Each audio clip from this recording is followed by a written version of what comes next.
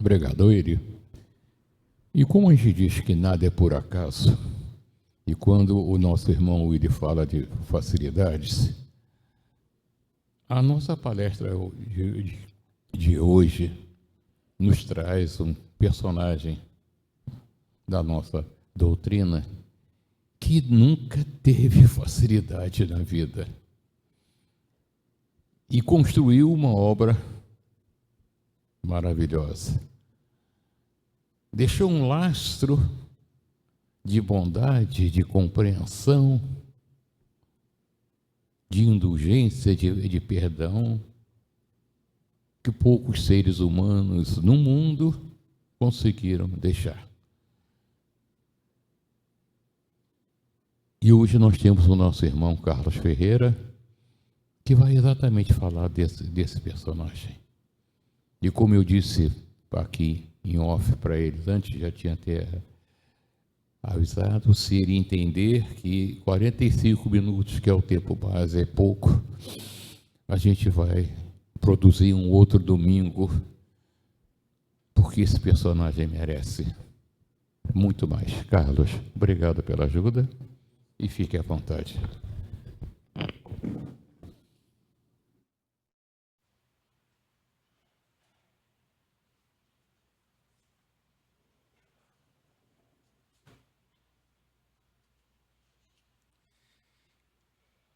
Bom dia, minhas queridas amigas e amigos que se encontram nas dependências do lado de Frei Luís e a todos aqueles que nos assistem pela internet.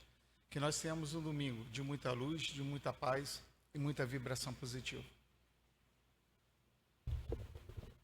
É com muito amor e muita gratidão que retorno ao Salão Luiz da Rocha Lima para a apresentação de mais um estudo.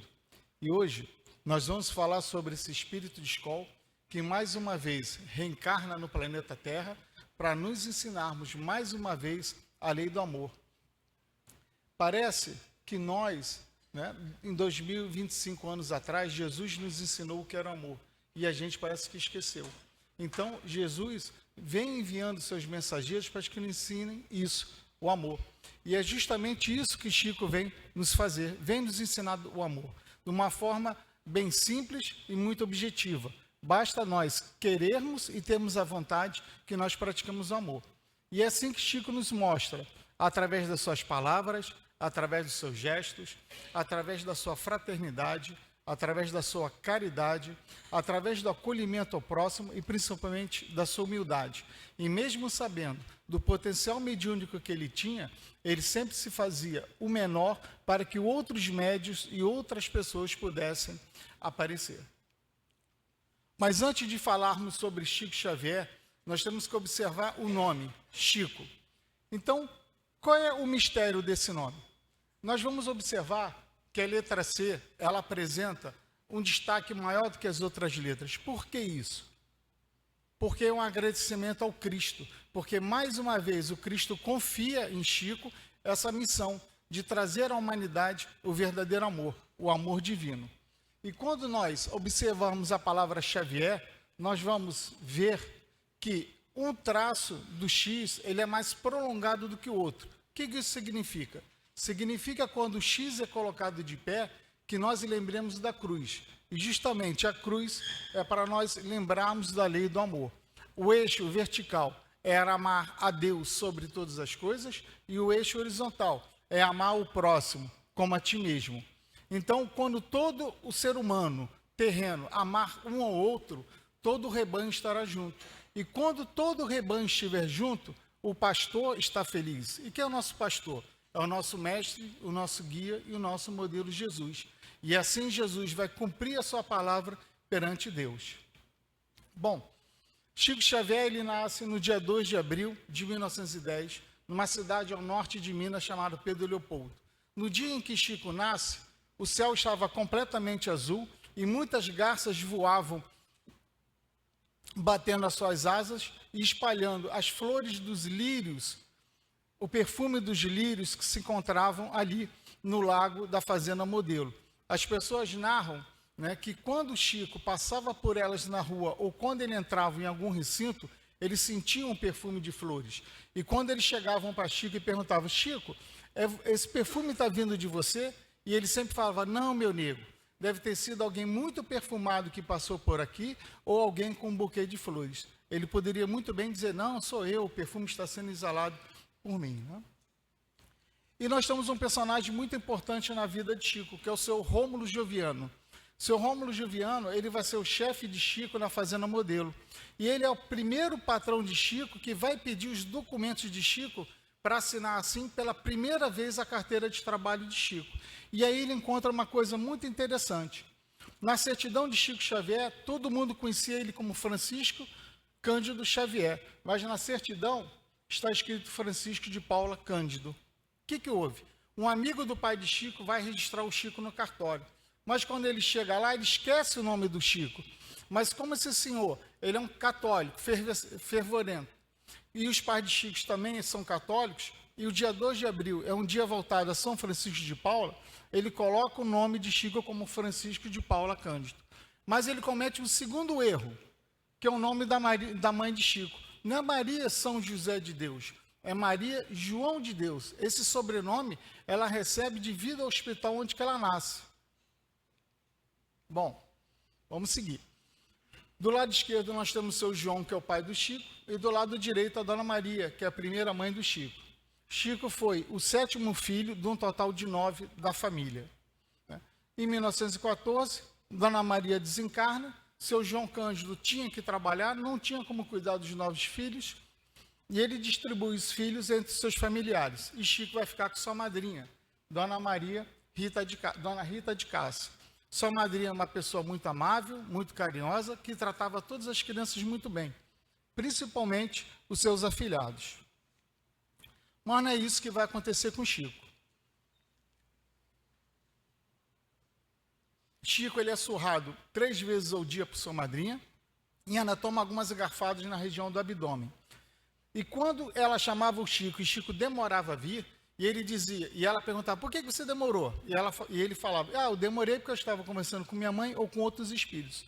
Ele levava uma surra extra e mais algumas garfadas extras. Mas nada que não pode piorar, né? Então, todo dia de manhã, a madrinha de Chico obrigava que ele lambesse o joelho do seu primo que estava em ferida. Ele mesmo narra que ele se sentia meio desconfortável com aquela situação. Mas quando ele ficava de frente para o seu primo, a sua mãe aparecia do lado dele, depositava sobre o joelho do seu primo um pó e sinalizava para que ele obedecesse sua madrinha. E ele ia lá e lambia o joelho do seu primo.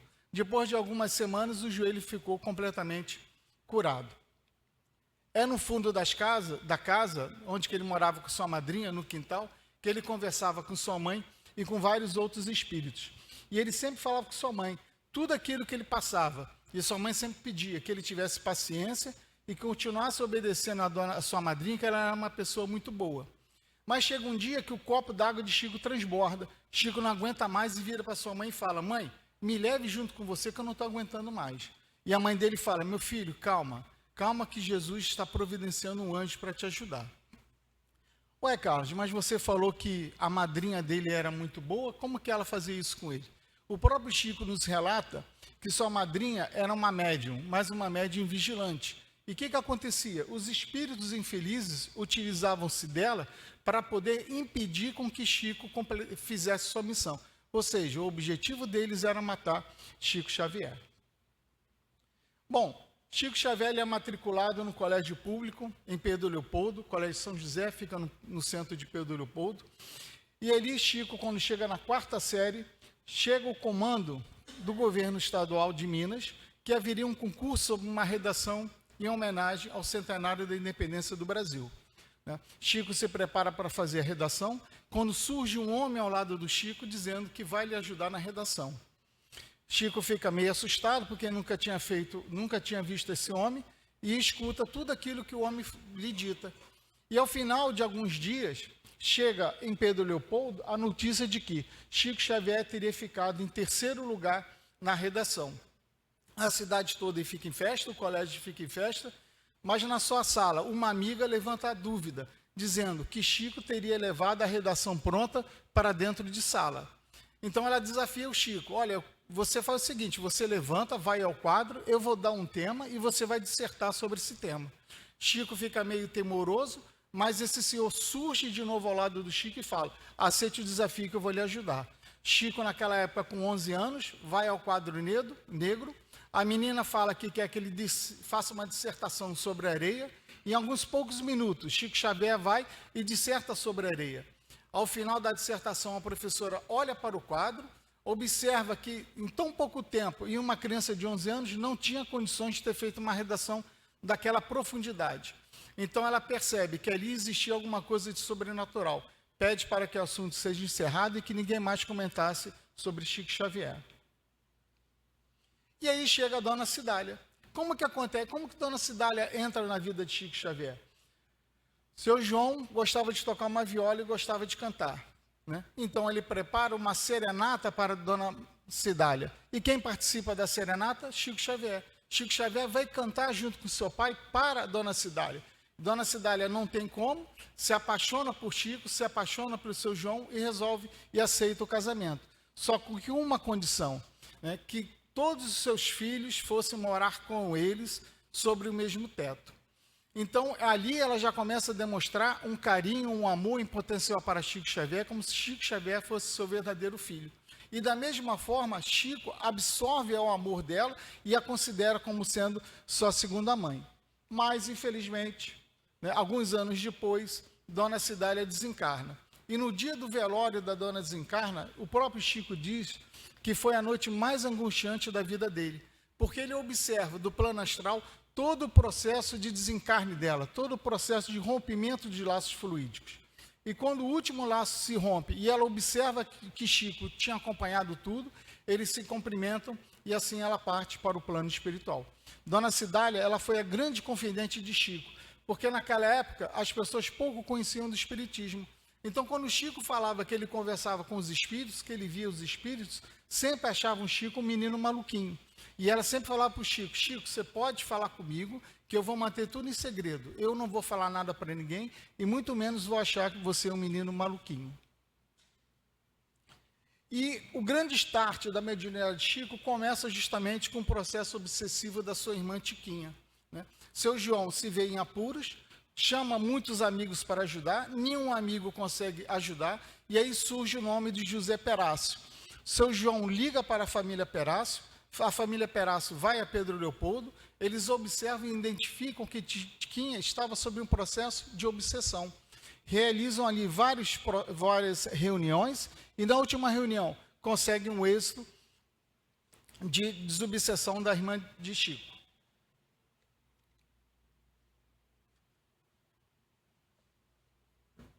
E nesse dia, surge um homem ao lado de Chico e fala para a dona Carmen Perácio que orientasse Chico, porque ele teria que escrever algumas mensagens. E Chico, naquele dia, ele escreve algumas mensagens de sua mãe, da sua mãe, Dona Maria, para seus filhos. E para ele deixa uma mensagem, que ele teria que estudar os 2 livros que estavam sobre a mesa. Um livro era o livro dos Espíritos, e outro livro ele se assusta, que é o Evangelho segundo o Espiritismo. E aí ele falou: opa, peraí, esse livro eu já conheço desde os meus 5 anos e conheço ele de forma profunda. Então, como explicar que uma criança com 5 anos, em 1915, conhecia de forma profunda o Evangelho segundo o Espiritismo, se naquela época o Espiritismo estava começando, tinha que se trazer os livros da Europa para o Brasil, tinha que se traduzir os livros tinham um custo muito alto e a família de Chico era uma família pobre. Uma pulguinha na orelha de vocês, hein? E aí surge esse senhor. Alguém sabe mais ou menos quem é esse senhor? Esse senhor é o nosso amigo senador Públio Lentulus, pai de Flávia e mãe, esposo de Lívia e pai de Flávia. Então, essa é a primeira vez que Emmanuel aparece, né, vestido como senador romano. E Chico Xavier, lá na sombra do abacateiro, ele cansou de falar para as pessoas pararem de dizer que ele era Lívia, porque ele não foi a filha de Emmanuel. E sim, naquela época ele era um outro personagem, mais uma pulguinha atrás da orelha. E aí sim, aí é o açude, onde Chico todo domingo se reunia com um grupo de pessoas, onde eles realizavam uma reunião de preces. E o Chico, aí Emmanuel aparece para o Chico, já da forma da figura, como está naquela figura, e fala sobre Chico, sobre sua missão. E pergunta se Chico aceitasse a missão. Chico diz que sim, e aí quando Emmanuel fala, então você vai ter que ter disciplina, disciplina, disciplina. Mas por que ele fala 3 vezes disciplina?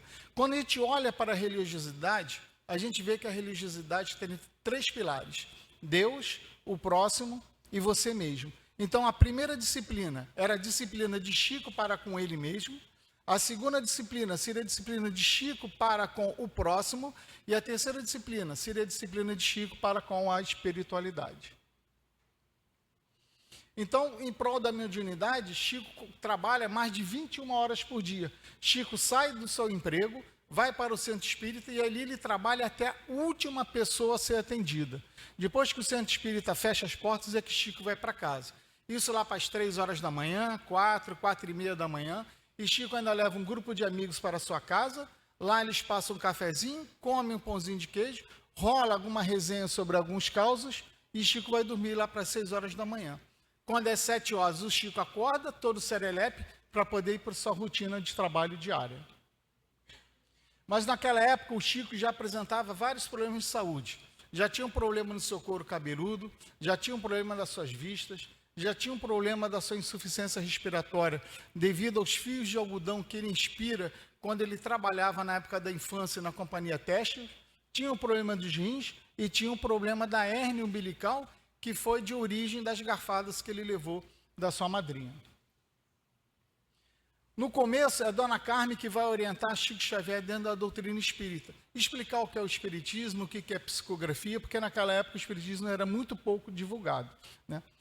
E de 1927 a 31, os espíritos escritores, que são espíritos que vêm para treinar o médium na psicografia, começam a trabalhar com Chico. Mas a partir de 31 é que Emmanuel assume o controle, a atividade mediúnica de Chico, e pede para que Chico pegasse todas aquelas psicografias que ele tinha feito trabalho e as rasgasse e jogasse fora, da mesma forma que Joana faz com Divaldo Franco. Chico também foi um médium de efeitos físicos, né? Ele trabalhou nas materializações junto com Valdo Vieira e junto com o nosso médium querido Peixotinho, lá em Uberaba. Se materializaram diversos espíritos. O primeiro a se materializar foi o espírito de Tiradentes, e o espírito que mais se materializou foi o irmão Josefa. E como Emmanuel percebe que eles estão levando muito tempo nesse trabalho de materialização, ele pede que o trabalho fosse suspenso, porque o objetivo de Chico Xavier era com a mediunidade de efeito inteligente, da psicografia dos livros. Dos espíritos que vão ali escrever pelas mãos do Chico, nós temos o Dr. Carlos Chagas. Então, na sua primeira mensagem, o Chico chega e fala para ele, vem cá, e aí, como que eu assino? E aí ele olha para Chico e fala assim, quem é aquele rapaz que está ali deitado, dormindo? E Chico fala, meu irmão. E qual é o nome do seu irmão? O nome do meu irmão é André Luiz, é esse que está ao lado de Chico Xavier.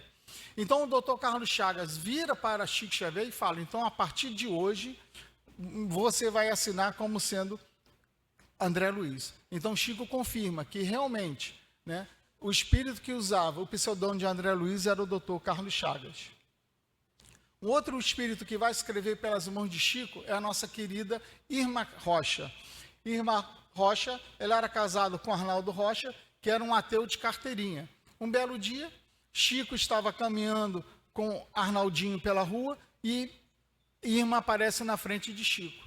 E vira para Chico e fala, eu tenho uma mensagem para o Arnaldo. Chico para, olha para o Arnaldo e fala assim, Arnaldo, tem uma mulher muito bonita aqui na minha frente, dizendo que tem uma mensagem para você. E Arnaldo, com um certo tom de deboche, vira para ele e fala assim, tá bom, e qual é o nome dela? E aí ela fala, meu nome é Meimei. Quando Chico passa esse nome para o Arnaldo, Arnaldo quase desencarna.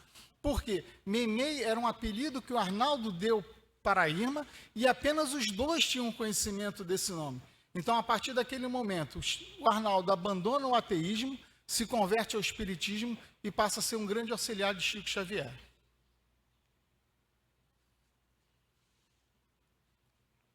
Um outro espírito que escreve pelas mãos de Chico é o nosso querido Dr. Bezerra.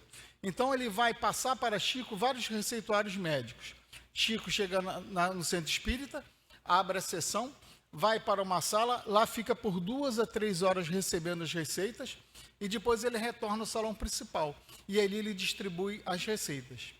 Num belo dia, uma senhora chega para Chico e fala para Chico: Chico, eu vim lhe agradecer porque eu fiquei curada através dos remédios que você me passou, né? E aqui está uma forma de agradecimento, um relógio de pulso. E Chico fala: não, eu não posso aceitar esse relógio. E aí vem Emmanuel e fala para Chico: aceite o relógio, né? Manda quem pode, obedece quem tem juízo. Chico pega o relógio, coloca no bolso. E nesse mesmo dia, ao final da sessão, uma senhora chega perto de Chico e fala: ah, Chico, infelizmente eu não vou poder tomar esses remédios. E Chico fala: mas por que, minha nega? E ela fala: porque eu não tenho um relógio para controlar os horários. Chico enfia a mão no bolso, tira o relógio e fala: não seja por isso. E dá o relógio para essa senhora. Mais tarde, Chico, junto com a família Perácio, junto com seu irmão José Cândido e alguns amigos, ele funda ali em Pedro Leopoldo, no centro de Pedro Leopoldo, o Luiz Gonzaga, né? É um centro espírita onde Chico desenvolveu sua mediunidade e também onde ele diz que ali foi os dias que ele mais viveu em dias felizes da sua vida. José Perácio, ele é o grande apoiador de Chico Xavier. Quando os poetas escrevem pela sua mão Parnaso de Lei Túmulo, e ele toma ciência do livro, é ele que pede para Chico que escreva a Manuel Quintão relatando sobre o livro. Então, Quintão e Chico trocam várias correspondências. Quintão vai a Pedro Leopoldo, tem ciência do livro, traz o livro para a FEB, analisam o livro e decidem publicá-lo. Ligam para Chico, pedem para Chico a permissão, Chico consulta em Emmanuel e Emmanuel permite que o livro seja publicado. Mas, infelizmente, José Cândido desencarna. José Cândido, ele era mais do que o irmão de Chico, ele era o braço direito. Enquanto Chico estava trabalhando, o seu irmão, ele cuidava dos seus irmãos e cuidava do centro espírita, né? Com o desencarne dele, Chico tem que trabalhar, tem que cuidar dos seus irmãos, tem que cuidar de um sobrinho enfermo, tem que cuidar da sua cunhada enferma e tem que cuidar do centro espírita também.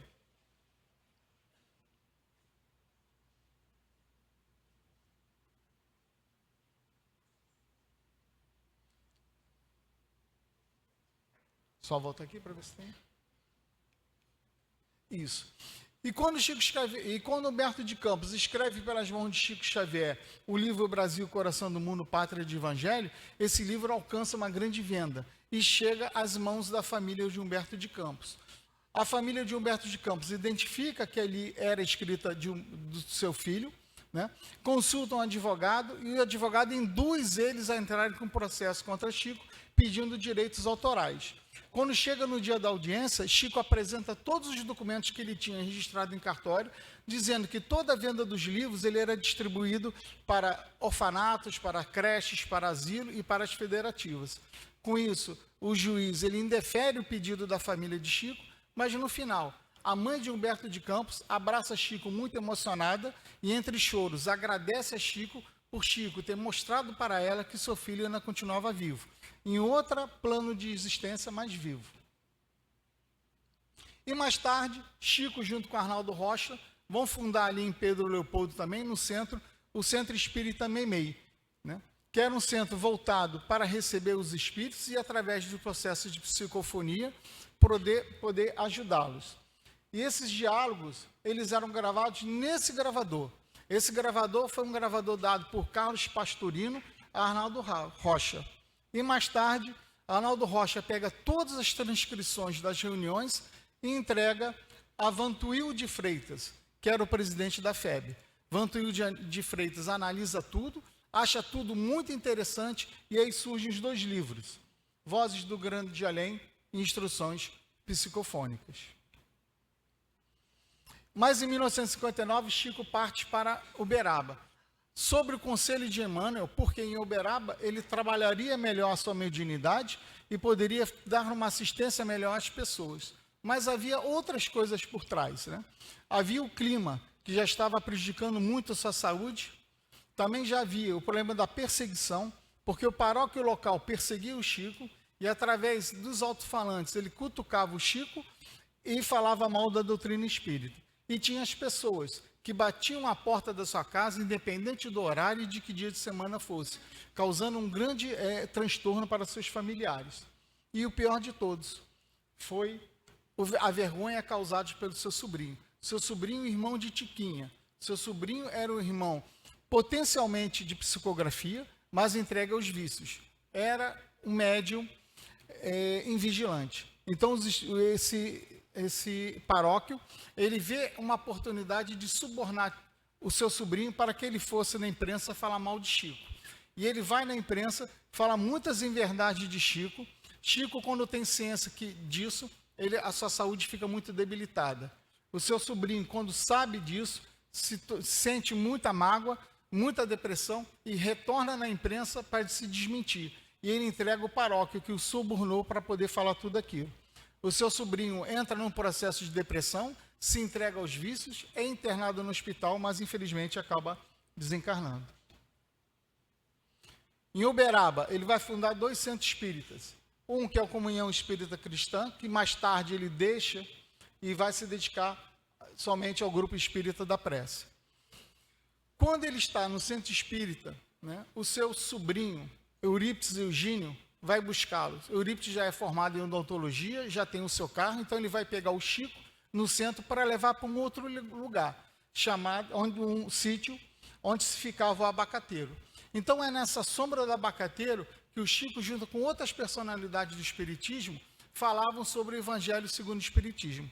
Então o Evangelho era aberto segundo a orientação da espiritualidade, ali comentavam sobre as passagens e ao final, Chico sempre, orientado por Emmanuel, fazia o fechamento da passagem. E ao final, Chico ia para assistência aos necessitados, que eram cerca de 2.000 a 3.500 pessoas por sábado.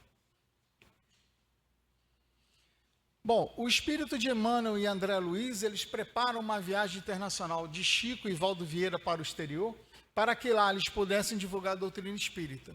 Então, nos Estados Unidos, Chico, junto com Valdo, eles vão fundar a Christian Spirit Center, que é um centro espírita que iria funcionar nos mesmos moldes dos centros espíritas em Minas que Chico fundou.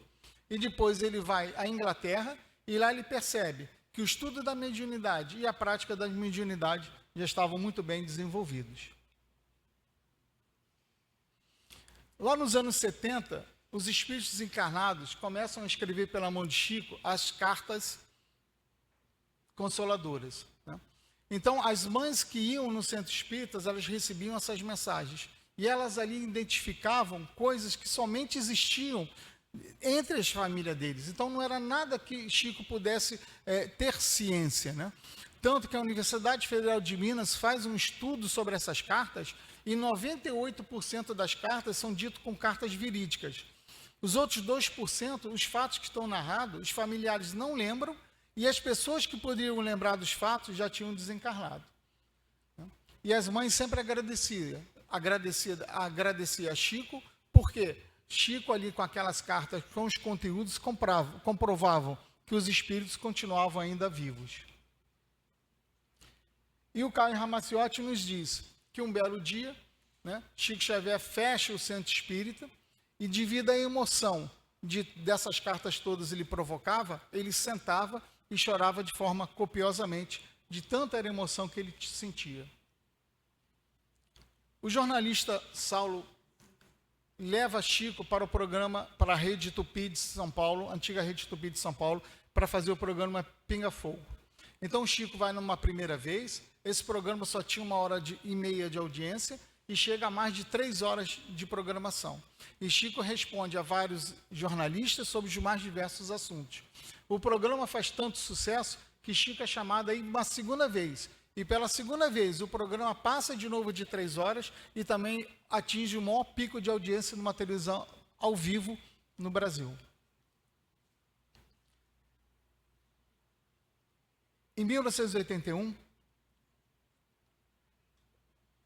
Dona Marlene Nobre e seu marido, que era um político, eles preparam uma campanha para levar o nome de Chico Xavier a disputar o Prêmio Nobel da Paz.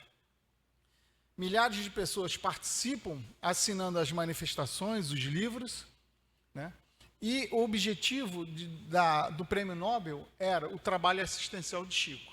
Só que eles não sabiam de um detalhe. Existia um regulamento no Prêmio Nobel da Paz que dizia: se duas pessoas que tinham o mesmo objetivo religioso, com a mesma finalidade, o trabalho assistencial, não poderiam ganhar o Prêmio Nobel em um espaço tão curto de tempo. Em 1979, quem ganha o Prêmio Nobel da Paz é Madre Teresa de Calcutá. Então, isso impede com que Chico ganhe em 1981 um Prêmio Nobel. Talvez, se fosse alguns anos mais tarde, Chico teria ganho esse Prêmio Nobel. E Chico sempre falava: eu perdi o Prêmio Nobel da Paz, mas eu ganhei uma paz Nobel. Infelizmente, a profecia de Chico Xavier se concretiza, né? Em 2002, o Brasil é campeão mundial e Chico desencarna. Os bombeiros falam que milhares de pessoas participaram ali do seu velório, e Chico, ele foi um grande exemplo para a gente, de verdadeiro cristão, e de sempre fiel a Jesus e à doutrina espírita. Mesmo quando ele teve a oportunidade de negar a doutrina espírita para poder arrumar um emprego melhor, que daria uma melhor sustentação para a sua família, ele nega o emprego e permanece fiel à doutrina espírita. Os videntes que tiveram presente no velório de Chico, lá no cemitério São João Batista, em Uberaba, eles relatam que viram Chico chegar junto com seu pai, junto com Dona Maria, com Dona Cidália e todos aqueles espíritos que escreveram pela mão de Chico. Também afirmam que quando as pétalas eram jogadas do helicóptero e caíam sobre os túmulos, aqueles espíritos que ainda estavam ligados aos seus corpos físicos se libertavam, né? E ao final, eles veem uma escada de luz descendo do plano espiritual. Emmanuel toma Chico pelo braço e vão subindo aos degraus. Conforme eles vão subindo, os espíritos que ali se encontravam vão se reverenciando a Chico Xavier.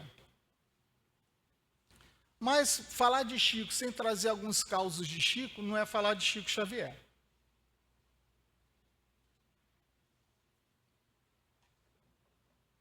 E aí nós temos o bolo.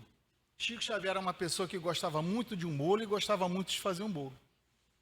Um belo dia ele se prepara na sua cozinha e surge ao lado dele, se materializa, nada mais do que o chefe de cozinha de Dom Pedro.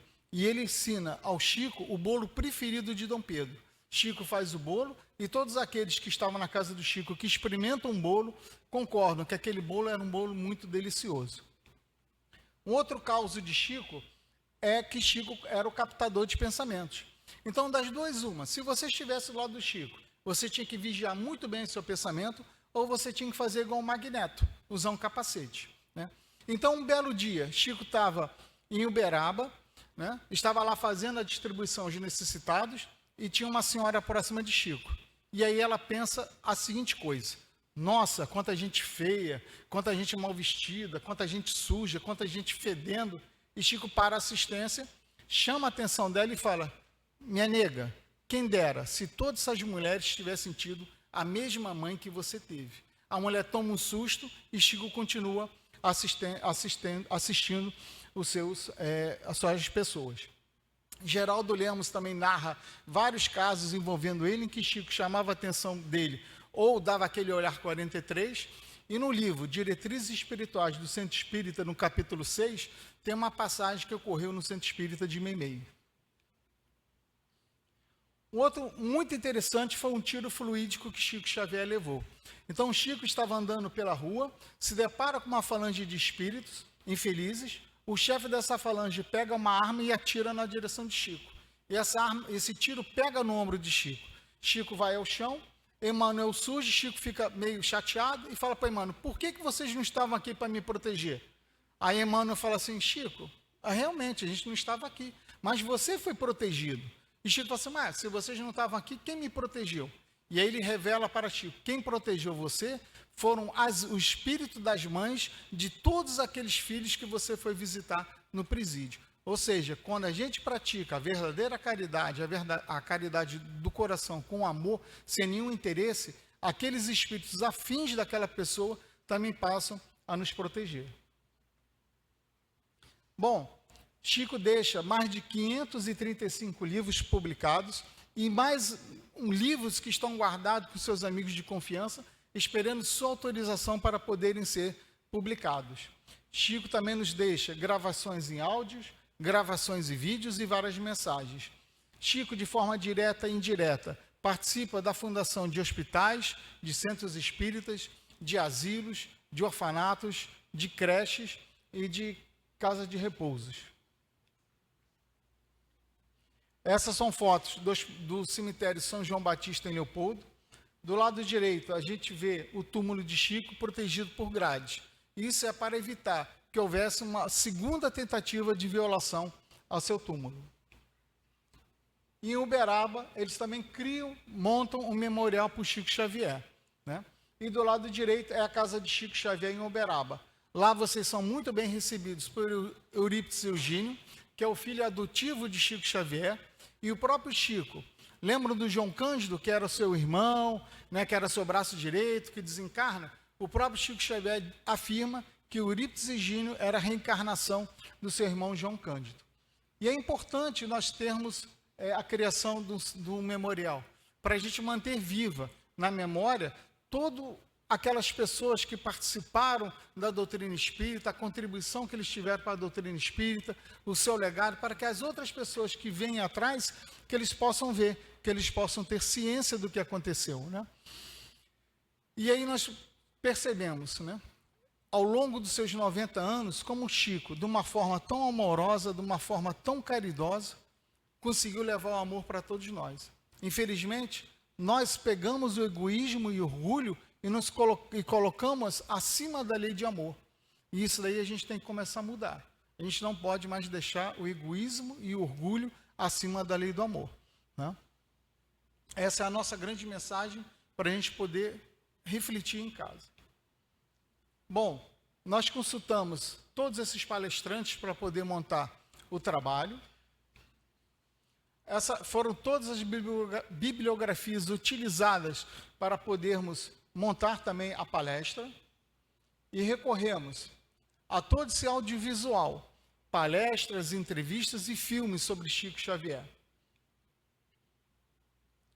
O material fotográfico, né, nós tiramos foto em Pedro Leopoldo, na casa de Chico Xavier, na casa de Luiz Gonzaga, no Centro Espírita de Meimei. E eu aproveito para agradecer a Sirlene, minha companheira, que esteve comigo nessa viagem, ela que foi responsável por essas fotos que vocês acabaram de ver. Outras fotos que ilustram a nossa apresentação foram fotos trabalhadas no Canva e também retiradas do FreePic. Bom, meus amigos, agradecer a comissão do Lar de Frei Luiz, agradecer a coordenação, aos orientadores, aos alunos do som, agradecer a todas as pessoas que estão aqui presentes no auditório, que estão pelas alamedas, que estão em casa, pela atenção, pelo carinho que foram distribuídos ao longo da apresentação dessa palestra. E Chico Xavier, ele era uma pessoa que não gostava de levar homenagens para casa. Chico Xavier sempre pedia, não me homenageiem, em troca, rezem um Pai Nosso em meu espírito. Então eu peço que no final da apresentação, que nós fiquemos de pé e que nós possamos rezar um Pai Nosso e uma Ave Maria dedicado ao nosso querido Chico Xavier. Bom?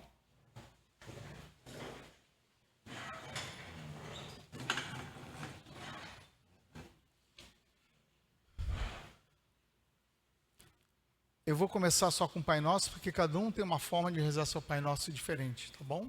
Pai Nosso, que estás no céu, santificado seja o vosso nome. Venha a nós o vosso reino. Seja feita a vossa vontade, assim na terra como nos céus. O pão nosso de cada dia nos dai hoje. Perdoai as nossas dívidas e as nossas faltas. Tenho ofendido. Não nos deixeis cair em tentações e livrai-nos de todos os males e perseguições espirituais, carnais, que assim seja. Ave Maria, cheia de graça, Senhor é convosco. Bendita sois vós entre as mulheres, e bendito é o fruto do vosso ventre, nasceu Jesus. Santa Maria, Mãe de Jesus, rogai por nós, pecadores, agora e para sempre, até na hora do nosso desenlace. Que assim seja, graças a Deus. Muito bem, gente. Obrigado pela atenção, pelo carinho. E em junho nós estamos de volta. Em junho nós vamos falar sobre Franciscano de Xavier. Jesus desencarna há 2025 anos atrás e deixou o nosso querido João Evangelista para poder divulgar o seu amor. João desencarna e mais tarde João reencarna como São Francisco de Assis, para trazer também a mensagem do amor. Mais tarde, João desencarna e nasce como Allan Kardec, para poder trazer a doutrina espírita, para poder unir de novo o povo. Kardec desencarna e reencarna como Franciscano de Xavier, para poder nos ensinar mais uma vez a lei do amor. Então, gente, a gente está perdendo muito tempo. A gente já era para estar praticando esse amor há muito tempo. Nós não podemos mais brigar dentro da família por causa de política, por causa de esporte, né, e outras picuinhas mais. Chico Xavier, ele nos mostra quanto simples foi a prática do amor. Né? Então, nós temos que fazer a mesma coisa. Com vontade e com querer, nós conseguimos. Então, a gente tem que botar isso em prática, tá bom? Muito obrigado a todos vocês. Gratidão.